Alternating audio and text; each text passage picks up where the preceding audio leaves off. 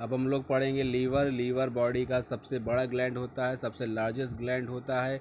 ये बॉडी के डायफ्राम के राइट साइड में एब्डोमिनोथोरेसिक रीजन में पाया जाता है। इसका वेट 1.4 किलोग्राम का होता है। इसका कलर रेडिश ब्राउन होता है और इसको टच करने पर रबर जैसी फीलिंग आती है। लीवर कई प्रकार के कार्य करता है, जैसे डाइजेशन, डिटॉक्सिफिकेशन, प्रोटीन सिंथेसिस और production of chemicals like bile. अब हम लोग आते हैं स्ट्रक्चर पर। तो लीवर का स्ट्रक्चर दो भागों में बटा होता है, दो लोब्स में बटा होता है। एक होता है मेजर लोब, एक होता है माइनर लोब। इन दोनों लोब्स में दो दो पार्ट्स पाए जाते हैं। लीवर में एक गेट पाया जाता है, दरवाज़ा, जिसे पोर्टा कहते हैं। इसी पोर्टा के माध्यम से वेसल्स, डक्ट और नर्व्स लीवर के आर पार जाती हैं। ठीक। लीवर के अंदर जो चीज़ें आती हैं पोर्टा के माध्यम से वो हैं hepatic portal vein, hepatic artery और स्मॉल हिपैटिक नर्व प्लेक्सस। और पोर्टा के माध्यम से लीवर से जो बाहर जाती हैं वो हैं लिम्फेटिक वेसल्स और 2 हिपैटिक डक्ट्स। ठीक। जो बाइल होता है वो लीवर में बनता है और लीवर से हिपैटिक डक्ट के माध्यम से बाहर जाता है। ठीक। हिपैटिक डक्ट की दो शाखाएं होती हैं, एक राइट और एक लेफ्ट। ये दोनों जब शाखाएं आपस में मिलती हैं तो कॉमन हिपैटिक डक्ट बनाती हैं। ठीक। लीवर के नीचे एक सैक लाइक संरचना होती है जिसे गॉल ब्लैडर कहते हैं। इसमें बाइल स्टोर होता है। गॉल ब्लैडर में सिस्टिक डक्ट होती है। Cystic duct common hepatic duct से आकर के मिलती है और जब ये कॉमन हिपैटिक डक्ट से आकर के मिलती है तो ये कॉमन बाइल डक्ट बना लेती है। ठीक। कॉमन बाइल डक्ट और पैंक्रियाटिक डक्ट जहाँ ज्वाइन होती है उसे कहा जाता है hepato pancreatic ampulla. Hepato pancreatic ampulla जो है स्मूथ मसल इंस्फिक्टर के द्वारा कवर रहता है जो इसके सिक्रीशन को कंट्रोल करता है। ठीक। और हिपैटो पैंक्रियाटिक एम्पुला जो होता है वो मेजर ड्यूडनल पैपिला जो ड्यूडनम में पाया जाता है उसमें जाकर के ओपन होता है और वहाँ जाकर के एम्प्टी होता है। अब हम लोग आते हैं फंक्शन पर लीवर के।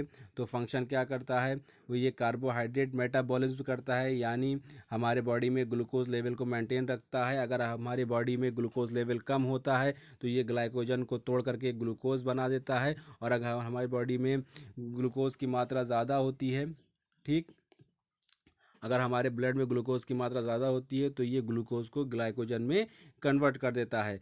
दूसरा इसका काम है लिपिड मेटाबॉलिज्म, यानी ये फैटी एसिड को ट्राइग्लिसराइड के माध्यम से तोड़ करके एटीपी प्रोड्यूस करता है जिससे हमें ताकत मिलती है और इसके साथ साथ ये कोलेस्ट्रॉल को भी सिंथेसाइज करता है। अगला है प्रोटीन मेटाबॉलिज्म। ठीक। लीवर जो है डीएमिनेशन करता है अमाइनो एसिड्स का, अमाइनो ग्रुप्स का, जिससे ये एटीपी प्रोड्यूस होती है और हमारी बॉडी को एनर्जी मिलती है। ठीक। दूसरा है, अगला है इसका processing of drug and hormones, यानी जो हमारे लीवर में जो अल्कोहल आता है उसका डिटॉक्सिफिकेशन करता है और कुछ ड्रग जो हम लोग लेते हैं उनका भी सिक्रीशन ये करता है। ठीक। इसके साथ साथ कुछ हार्मोन्स होते हैं जिनका ब्रेकडाउन करता है, जैसे थायराइड हार्मोन, स्टेरॉयड हार्मोन। ठीक। अगली चीज़ आती है एक्सक्रीशन ऑफ बिलिरुबिन। जिन आरबीसीज़ की एज हो जाती है वो बिलिरुबिन प्रोडक्शन करती हैं। ठीक। बिलिरुबिन प्रोडक्शन होता है लीवर में, फिर वो बाइल में सिक्रीट होता है। ठीक। जब बिलिरुबिन की मात्रा अधिक हो जाती है तो स्मॉल इंटेस्टाइन में जब ये जाता है तो वहाँ पर जो बैक्टीरिया उपस्थित होता है वो इसको मेटाबोलाइज्ड कर देता है। ठीक। मेटाबोलाइज करने के बाद जो ये बिलिरुबिन होता है वो फीसेस के माध्यम से बाहर निकल जाता है। ठीक। अगला इसका जो फंक्शन है वो है सिंथेसिस ऑफ बाइल सॉल्ट्स। ये बाइल सॉल्ट्स का सिंथेसिस करता है। उसके बाद स्टोरेज, ये कई प्रकार के विटामिन को स्टोर करके रखता है, जैसे vitamin A, vitamin B12, vitamin D, vitamin E और विटामिन के।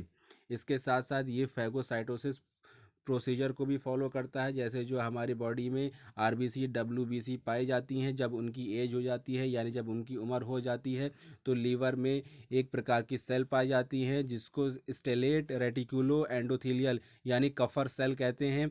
ये आरबीसीज और डब्ल्यूबीसीज को खा लेती हैं, निगल लेती हैं और फैगोसाइटोसिस के प्रोसेस को पूर्ण करती हैं। अगली चीज़ है एक्टिवेशन ऑफ विटामिन डी। तो जो लीवर है वो विटामिन डी के एक्टिवेशन को स्टिमुलेट करता है और विटामिन डी को सिंथेसाइज करता है। इसके साथ साथ लीवर के साथ साथ स्किन और किडनी भी विटामिन डी को सिंथेसाइज और एक्टिवेट करती है। ये था हमारा लीवर।